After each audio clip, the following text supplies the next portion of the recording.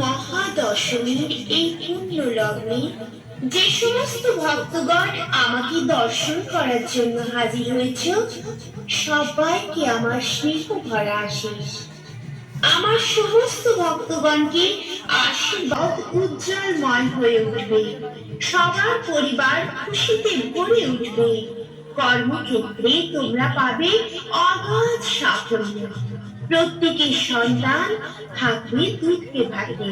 ভক্তগণ, যদি কারো জীবনে কোনো সমস্যা থাকে আমাকে মনে মনে জানিয়ে দাও। তোমাদের জীবনের কঠিন থেকে কঠিনতম সমস্যার সমাধান আমি করে দেব। তোমরা সদা সর্বদা আমাকে স্মরণে রাখবে। আমার আশীর্বাদ সব সময় তোমাদের পাশে থাকবে।